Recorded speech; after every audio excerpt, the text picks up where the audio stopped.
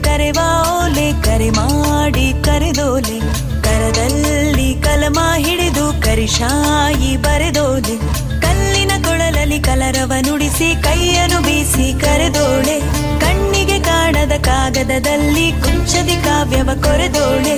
ಕರೆಯೋಲೆ ಕರೆವಾ ಓಲೆ ಕರೆ ಮಾಡಿ